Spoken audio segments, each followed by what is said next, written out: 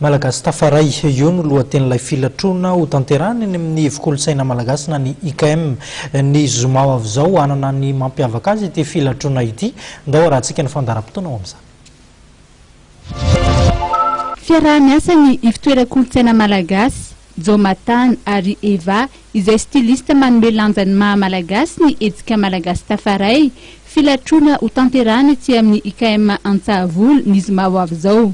Ny hetsika indreo Madagasikara no tanterahany farany teo no sehatra ny eo ny reto styliste ireto.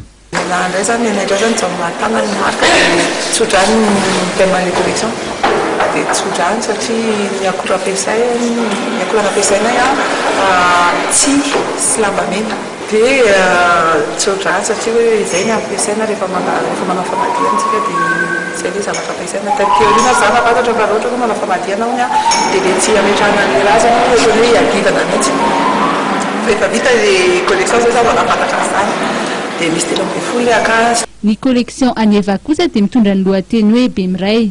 Nampitondraiko ny lohateny moa zany hoe Bemiray les collections amin'ny fotoana io inona moa Bemiray dia tapatapadamba na tambatra lasa ho lambaray dia nifototra ny lamba indray zany niangako anaovako akanjo zany hoe amin'ny fotoana io dia misy Bemiray kely daholo ny akanjo keo na mety koa mety hoe accessoire na hoe lamba tafina na ohatran'izay.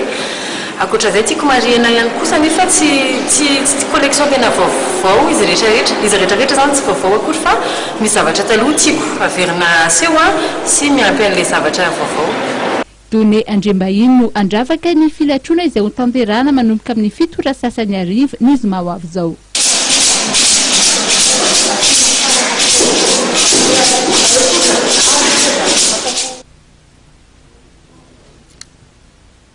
Iny sary mahafinaritra ny ihany koa Presidentiko vavy no entin'ny fampahalalam-baovao isarana amintsika dia ankasitrahana ianao nanaraka izany hatramin'ny farany manome fotoananao indray izay ho amin'ny rahampitso mametraka ny veloma mandrapitafa ao amin'izay indray ary mankasitraka tompoko.